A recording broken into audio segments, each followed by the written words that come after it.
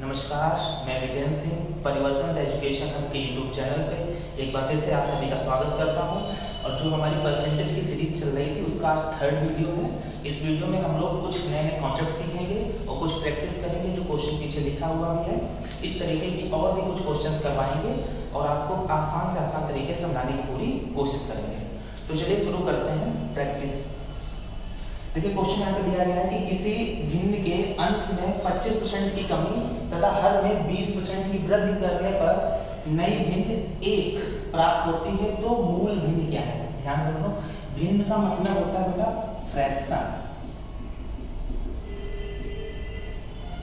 Fraction जो भी P/Q के फॉर्म का होता है, आपको पता होगा P/Q के रूप में होता है और इसे बोलते हैं न्यूमरेटर और इसे बोलते हैं डिनोमिनेटर, यानी कि ऊपर होता है अंश और नीचे होता है हर। इतनी बात तो आपको आई थिंक पहले से पता भी होगी।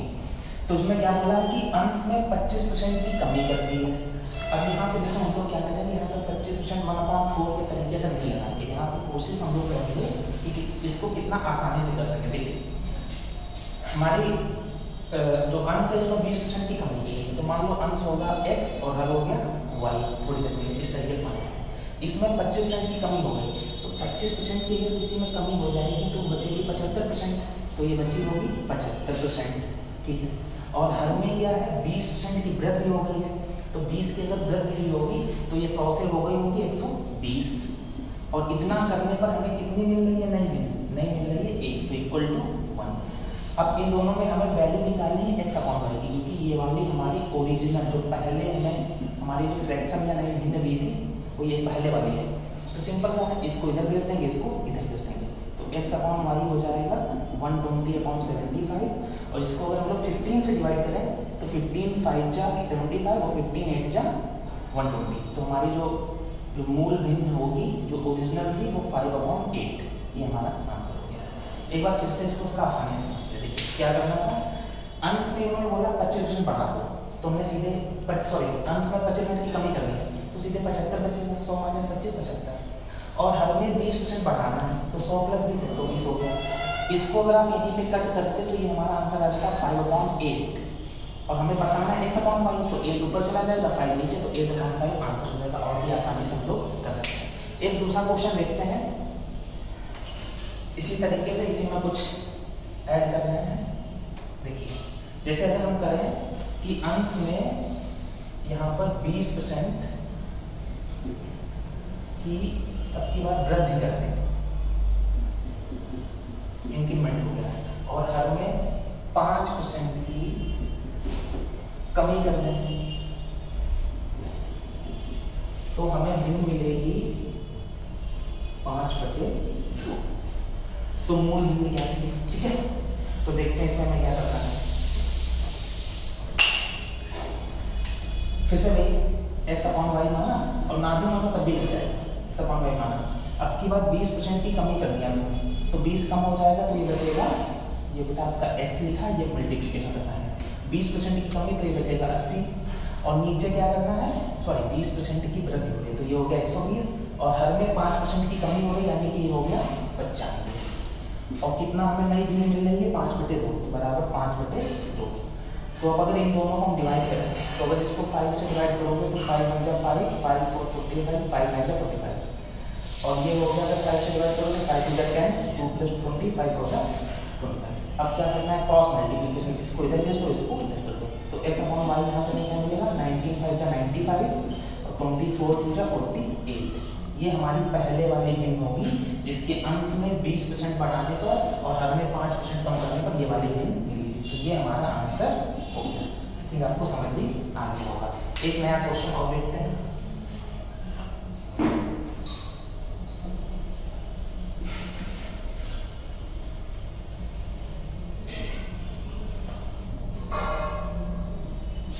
अब की बार थोड़ा बड़ा क्वेश्चन लेते हैं। चलो माना हम इसके अंश में 220% की वृद्धि करते हैं और हर में 15% की कमी कर दें, तो जो हमें भिन्न प्राप्त होगी वो 4/5 ये भिन्न प्राप्त होती है। तो मूल भिन्न हमें यहाँ पर बतानी है।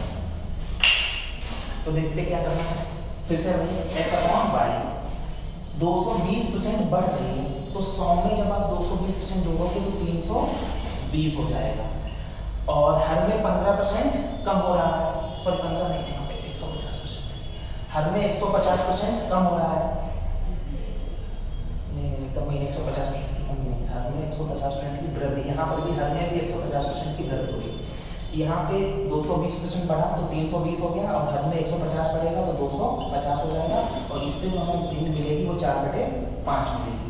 अब इसको देख लेते हैं, ये दोनों कैंसिल हो गए 0 0, ये 25 ऊपर मल्टीप्लिकेशन करेगा और 32 नीचे, तो x अपॉन y यहाँ से हो जाएगा 25 4 जा 100 और 32 5 जा 160। इतनी बात समझ आ गई होगी।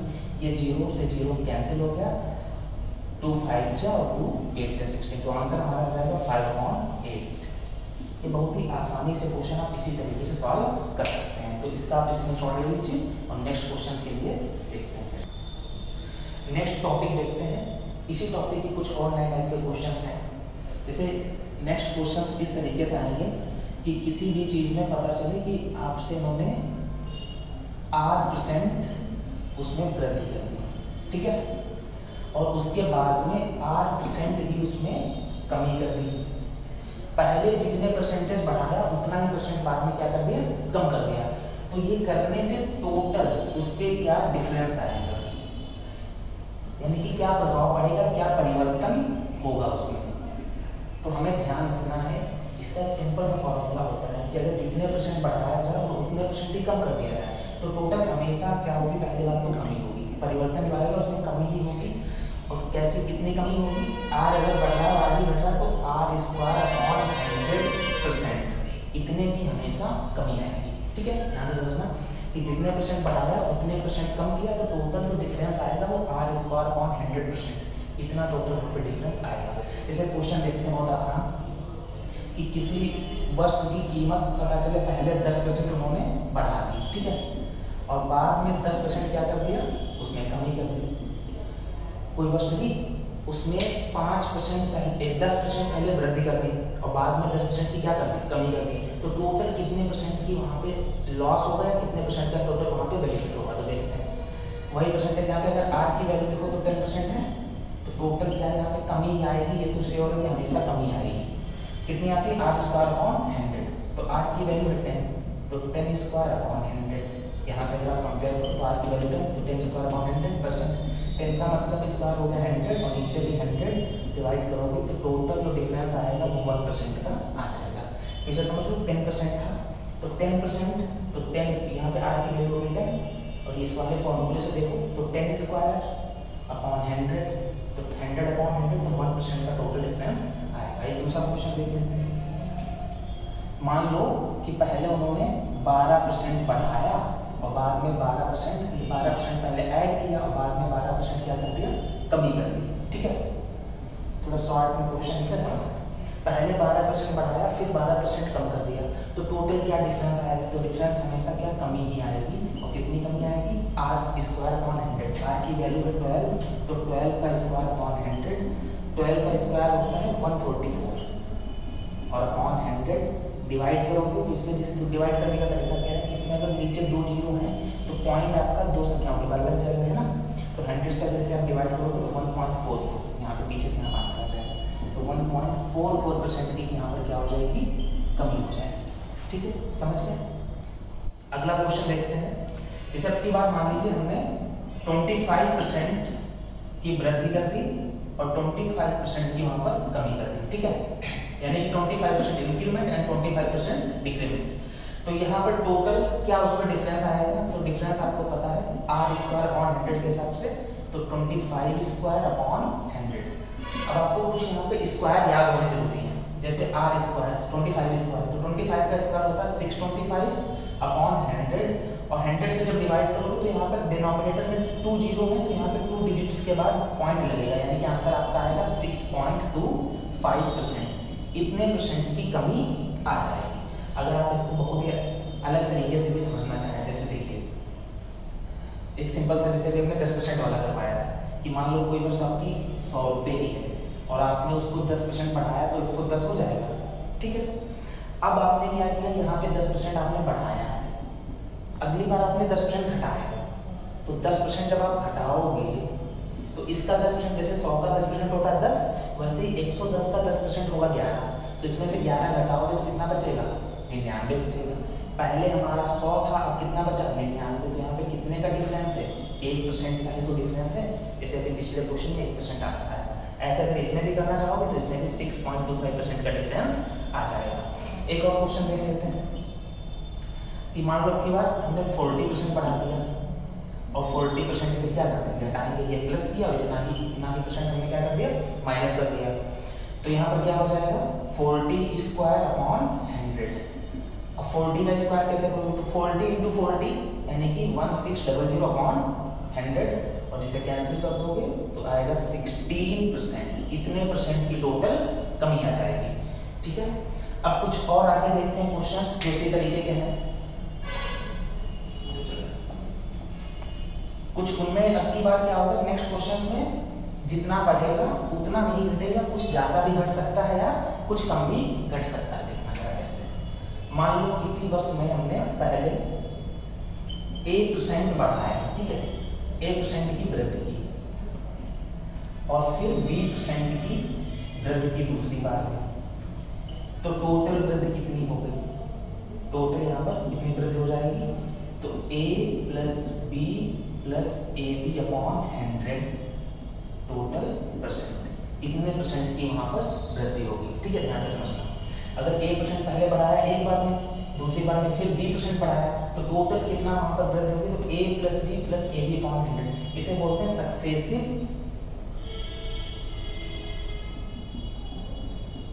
Successive increment. ठीक है, तो a plus b plus a b upon 100। इसी तरीके से अगर दूसरा फॉर्मूला इसका समझो कि 1% की कमी की गई और फिर बाद में 20% की कमी कर दी गई, या अगर एक फॉर्मूले में समझना चाहो तो क्या लगा? प्लस माइनस लगा दो, प्लस माइनस। इसका मतलब है, ध्यान से समझना, अगर पहले a बढ़ा फिर b बढ़ा तो पहले प्लस a फिर बाद में प्लस b, और मान लो पहले 1% घटा फिर 20% घटा तो माइनस a माइनस b और माइनस ए बी अपॉन 100। और अगर यहाँ पे वृद्धि हो रही तो प्लस, देखो अगर वृद्धि हो रही है तो आप प्लस लोगे साइन और कमी हो रही है तो माइनस साइन लोगे। तो क्वेश्चंस देखेंगे तो आपको ज्यादा समझ आएगा। जैसे मान लो हमने पहले किसी चीज में 10% बढ़ाया, ठीक है, 10% बढ़ाया और बाद में हमने उसमें से 14% घटा दिया। ठीक है, इतनी बात समझ आ गई? तो टोटल क्या डिफरेंस आएगा? 10% बढ़ाया और 14% हमने वहां से घटा दिया, तो टोटल डिफरेंस क्या आएगा? तो a plus b plus a b upon 100 के अकॉर्डिंग अगर करोगे तो पहले तो 10 है, ये प्लस है तो ठीक है प्लस का 10 होगा, फिर ये कैसा है? माइनस है तो माइनस का 14 होगा। इन दोनों की अगर आप मल्टीप्लाई करोगे, जैसे यहाँ पे दोनों की मल्टीप्लिकेशन होती है तो 10 इंटू 14, लेकिन कैसा? माइनस का, तो प्लस का 10 इंटू माइनस का 14 अपॉन 100। ये 10 माइनस 14 हो जाएगा माइनस का 4, और यहाँ पे अगर आप इससे इसको डिवाइड कर दोगे तो माइनस का 14 अपॉन 10 कौन सा आ जाएगा? माइनस का 1.4। अगर 10 से आप डिवाइड करोगे 14 को तो 1.4, माइनस का 4 माइनस का 1.4 तो माइनस का 5.4। इतने परसेंट की कमी, क्योंकि माइनस साइन शो करता है कि इतने परसेंट की वहां पर कमी होगी। ठीक है, पहले 10% हमने बढ़ाया फिर 14% घटा दिया तो माइनस का 5.4% ये टोटल कमी आएगी उस चीज में जो भी हम यूनिट लेंगे। ठीक है, एक दूसरा क्वेश्चन और देख लो इसी तरीके से कि अब की बार मान लो हमने पहले 20% की कमी की, ठीक, पहले हमने 20% उसमें किसी चीज में कमी की और बाद में चलो 25% मान लीजिए उसमें हमने बढ़ा दिया। ठीक है, पहले 20% की कमी की, बाद में हमने 25% बढ़ा दिया, तो टोटल उसमें कितने परसेंटेज की कमी या कितने परसेंट की वृद्धि होगी? ध्यान से समझना। क्वेश्चन इसमें किस तरीके से बनेंगे कि चीनी के मूल्य में 20% की कमी हुई, उसके बाद नए मूल्य में 20% 25% की वृद्धि हुई, तो टोटल क्या डिफरेंस आएगा? ठीक है, इस तरीके से क्वेश्चन बन जाता है। तो देखो माइनस है, कमी हो रही तो माइनस का 20, फिर वृद्धि हो रही तो प्लस का, फिर क्या करना है? इन दोनों की मल्टीप्लाई, तो मल्टीप्लाई करोगे तो माइनस का 20 इंटू प्लस का 25 अपॉन में 100। इन दोनों को सॉल्व करोगे -20 प्लस 25 तो प्लस का 5 बचेगा। इन दोनों की मल्टीप्लिकेशन यहाँ पर हो जाएगी 500, वो भी माइनस का 500 अपॉन में 100, और ये डिवाइड करोगे तो 5 और 5 माइनस 5 0%। 0% का मतलब यहाँ पे ना तो कोई उसमें वृद्धि होगी ना ही कोई कमी। यानी कि अगर आप पहले इसको और दूसरे तरीके से समझने की कोशिश करते हैं, अगर आप ऐसे ना समझ पाओ, जैसे मान लो किसी का मूल पहले 100 रुपये था, ठीक है, 20% की कमी की तो 100 से कितना कहा होगा, 80 बचा होगा, और बाद में 25% उसने क्या किया, बढ़ाया। तो अगर 80 का 25% आप निकालोगे तो निकलेगा 20, और वो इसमें जोड़ दोगे तो फिर से कितना हो जाएगा, 100। तो पहले भी 100 था, बाद में भी 100 है, कोई डिफरेंस है क्या, कोई डिफरेंस नहीं, तो 0% डिफरेंस, ना तो कमी आएगी और ना ही कोई इसमें वृद्धि होगी। तो इस क्वेश्चन का आप स्क्रीनशॉट ले लीजिए, आगे के क्वेश्चन फिर बता रहे हैं। एक नए टाइप का क्वेश्चन देखते हैं, ये काफी बार एग्जाम में आया हुआ है और काफी आसान भी होता है, एक बिल्कुल नया तरीका सीखेंगे कैसे इसे करते हैं। देखिए बोला गया कि एक संख्या के 75% में 75 जोड़ दिया गया तो वही संख्या प्राप्त हो जाती है, ठीक है। कोई संख्या थी, उसके 75% में हमने 75 जोड़ दिया और हमें वही संख्या मिल गई, तो हमें वो संख्या बतानी है, कौन सी संख्या थी जिसके 75% में 75 जोड़ने पर वही संख्या मिल गई। तो जरा ध्यान समझना, कोई संख्या मान लो x है, अभी एक बार ऐसे समझो कि हमने ये कुछ नहीं लिया, उसका 75% हमने लिया, ठीक है, और फिर उसमें हमने कितना जोड़ा, 75 और जोड़ दिया, तो हमें क्या मिल गया, x मिल गया। जो हमने संख्या थी उसके 75% में हमने 75 जोड़ा तो हमें वही संख्या मिल गई। अब ये तो भैया 100% होगा, ये जो भी संख्या होगी वो कोई 100% होगी, हाँ यार, और 100% में से 75% तो हमारे पास था ही उस संख्या का, 100% में 75% तो हमारे पास ऑलरेडी था, बचा कितना, 25% बचा, यानी कि ये वाली जो 75 है, ये वाली जो 25% की वैल्यू है। थोड़ा एक बार और ध्यान से समझने की कोशिश करो कि कोई संख्या थी, उसके 75% में 75 जोड़ा तो वही संख्या मिल गई, तो यानी कि इसका मतलब कि 75% तो संख्या हो ही चुकी थी, अभी बची कितनी संख्या हमारी है, 25%, और 25% की वैल्यू कितनी दे दी गई है, 75, में वैल्यू कितनी की निकालनी है, 100%। तो 25% की वैल्यू अगर 75 है तो 100% की वैल्यू कितनी हो जाएगी, 25 में 4 से गुणा करने पर 100 आएगा, तो 75 में अगर 4 से गुणा करोगे तो 300 आपका आंसर आएगा, ठीक है। तो हमारी वो संख्या कौन सी होगी, 300। फिर से समझो 25% की वैल्यू 75 हुई, तो 25% की वैल्यू अगर 75 है तो 25 चौको 100, तो 75 में अगर 4 से गुणा करोगे तो 300 हमारा आंसर आ जाएगा। अब इसी टाइप का एक और क्वेश्चन देखते हैं, इसी तरीके से अगर आपको समझ आ गया होगा तो जितने भी क्वेश्चन हम करवाएंगे वो फटाफट आप खुद से ही कर लोगे। ये दो चीजें चेंज करेंगे, बाकी एक क्वेश्चन सेम वही रहेगा। जैसे एक संख्या की 50% में 65 जोड़ दिया जाता है तो वही संख्या मिल जाती है। अब देखो इसको हम लोग बहुत आसानी से कर सकते हैं, बिना पेन और कॉपी के ऐसे ही कर सकते हैं क्वेश्चन को, कि 50% है, ठीक, और 50% में हमने कितना जोड़ा है, 65 जोड़ा और हमें वही संख्या मिल गई। तो 50% तो हमारे पास पहले से ही था, हमारे पास 50% ही तो कम था, और उस 50% की वैल्यू कितनी होगी, 65, तो 100% की वैल्यू कितनी हो जाएगी, 65 दूनी 130, यानी कि 130 आंसर आएगा। फिर भी देखते हैं, कोई संख्या होगी तो उसका 50%, और 50% में हमने कितना जोड़ा, 65 जोड़ा, तो वही संख्या मिल गई। कोई संख्या x रही होगी, उसके 50% में 65 जोड़ा तो हमें फिर से x मिल गई। तो यानी कि ये तो 50% था ही, तो ये टोटल कितना बचा होगा, 50% होगा, तभी तो टोटल 100% बना होगा। तो 50% की वैल्यू हमारी है 65, तो 100% की वैल्यू कितनी हो जाएगी, 50 में 2 से गुणा करने पर 100 आया, तो 65 में अगर आप 2 से गुणा करोगे तो 130, यानी कि वो हमारी संख्या 130 होगी, ठीक है। ये भी आपको क्वेश्चन आई थिंक समझ आ जाना चाहिए। और एक दो क्वेश्चन देख लेते हैं ताकि आपको अप्रोच समझ आ जाए कि हमें किस तरीके से क्वेश्चन करना है। नेक्स्ट क्वेश्चन जैसे ले लेते हैं कि किसी संख्या के 35% में 195 जोड़ दिया जाता है तो वही संख्या प्राप्त हो जाती है, ठीक है। फिर से देखिए 35% और उसमें कितना जोड़ा हमने, 195, तो अगर ये 35% हो चुका है तो कितना बचा, 100 माइनस 35 करोगे तो आपका बचेगा 65%, यानी कि 65% की वैल्यू है 195, समझ आ गया। तो 65% की वैल्यू है 195, और हमें बनानी कितने की है, 100% की वैल्यू, तो 65%, ओके हाँ। तो 65% की वैल्यू 195 है, तो 1% की वैल्यू कितनी होगी, क्योंकि 65 से डायरेक्ट 100% नहीं बनना, 65% की वैल्यू 195, तो 1% की वैल्यू हो जाएगी, इसको 65 से डिवाइड किया तो इसको भी 65 से डिवाइड करेंगे और 3 आएगा, 1% की वैल्यू आ जाएगी 3, और 100% कितना हो जाएगा, इसमें 100 से मल्टीप्लाई है तो 100% हो जाएगा 3 × 100 3। फिर से समझिए 65% की वैल्यू 195 तो यहाँ से 1% की वैल्यू कैसे निकलेगी, इसको 65 से डिवाइड कर देंगे, 65 से डिवाइड करोगे आंसर आएगा 3, तो 1% की वैल्यू 3 है, 100% की वैल्यू हो जाएगी 300, यानी कि हमारी संख्या कितनी होगी 300। और इतना आसान क्वेश्चन तो हमारे कैमरा पर्सन को भी समझ आ गया होगा। बताओ ये समझ आया? ठीक है, उन्होंने बोला नहीं लेकिन इसे लिखा के बताते हैं, हमें समझ आ गया। अगला क्वेश्चन देखते हैं, एक और क्वेश्चन करेंगे, फिर नेक्स्ट टाइप के क्वेश्चंस पे आ जाएंगे। एक संख्या के 60% में 36 जोड़ दिया जाता है तो वही संख्या प्राप्त हो जाती है। फिर से बिल्कुल सिंपल, अगर ये 60% हो गया तो कितना बचा 40%, 60% प्लस कितना 36, ये दोनों जुड़ के 100% हो जाते हैं। तो यानी कि 40% की वैल्यू कितनी है, 40% की वैल्यू है 36। अब यहाँ से आप चाहो तो 1% निकालो, या अगर थोड़ा दिमाग लगाओ तो 40 में अगर आप 2.5 से गुणा करो, 2.5 का मतलब 2.5 से, तो 100 हो जाता है।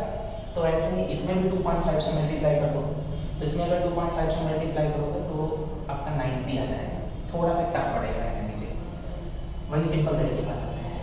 40% की वैल्यू अगर ये है तो 1% की वैल्यू आपकी हो जाएगी 36/40, ठीक, क्योंकि 40 से इसको कितना से डिवाइड। अब 100% की वैल्यू निकालनी है तो इसमें 100 से मल्टीप्लाई कर देंगे, 36/40 इंटू 100, 1 0 से 1 0 कैंसिल, 4 9 जा 36 और 9 10 जा 90, 90 हमारा आंसर आ जाएगा। कैसे समझ लो, 40% की वैल्यू है 36 और 1% की वैल्यू हो जाएगी 36/4, 100% की वैल्यू हो जाएगी 36/40 इंटू 100 इक्वल टू 90। और अगर आसानी से समझना चाहो तो 40% की वैल्यू 36, तो 10% की वैल्यू यहाँ से 9 आ जाएगी, 100% की वैल्यू 90, ठीक है।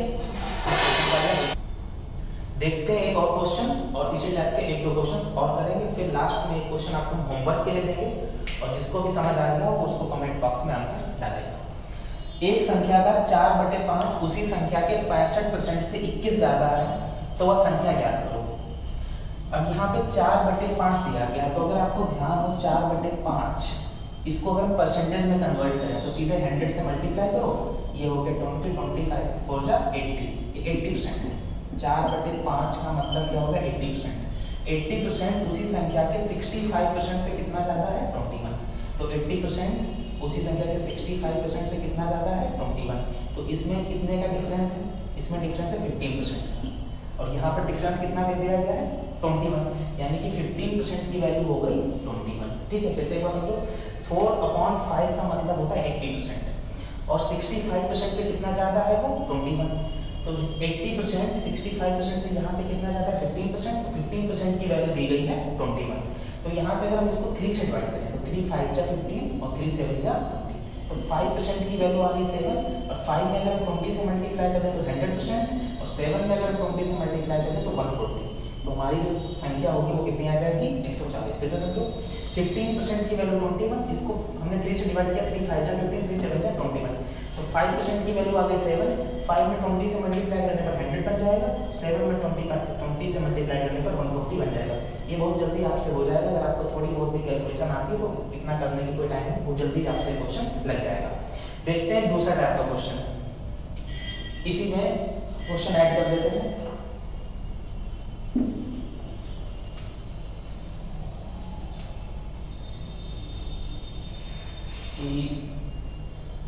किसी संख्या का 3/5 उसी संख्या के 50% से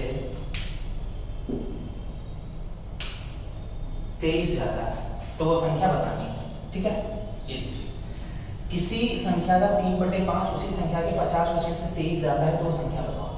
अब 3/5, तो 3/5 का मतलब हो जाएगा 60%, अगर नहीं आता तो 100 से मल्टीप्लाई करो, 20 23 जा 60%, 60% उसी संख्या के 50% से कितना ज्यादा है 23, तो यहाँ पे कितने का डिफरेंस है 10% और 10% की वैल्यू कितनी दी है 23, और आपको संख्या बतानी है तो संख्या होगी 100%, अगर 10% में आप 10 से मल्टीप्लाई करते हो तो 100% हो जाएगा और 23 में 10 से मल्टीप्लाई करते हो तो 230 हमारा आंसर आ जाएगा। बहुत सिंपल था। यहाँ पे अगर आप जल्दी समझना चाहो तो इसका मतलब होता है 60%, ये यहाँ पे 50%, दोनों में अंतर 10%, 10% की वैल्यू है 23, तो 100% की वैल्यू हो जाएगी 230, ठीक है। अब एक क्वेश्चन हम आपको होमवर्क के लिए दे रहे हैं, जिसको जिसको समझ आ गया हो वो इसको सॉल्व करके कमेंट बॉक्स में इसका आंसर डालना। क्वेश्चन है कि किसी संख्या का 2/5 उसी संख्या के 25% से 45 जाता है, तो वो संख्या याद करो। फिर से क्वेश्चन देख लो, एक संख्या का 2/5 उसी संख्या के 25% से 45 जाता है, तो वो संख्या याद करो। इसके हम ऑप्शंस आपको दे देंगे। ए ऑप्शन हो जाएगा 200, बी ऑप्शन हो जाएगा 250, सी ऑप्शन हो जाएगा आपका 300 और डी ऑप्शन हो जाएगा 450। तो आप लोग कमेंट बॉक्स में ऑप्शन नंबर डाल सकते हो या पूरा सॉल्यूशन भी दे सकते हो। और अगर आपको हमारी क्लास पसंद आई हो तो आप इसको लाइक करो, शेयर करो, सब्सक्राइब करो, ताकि हम लोगों को मोटिवेशन फील हो।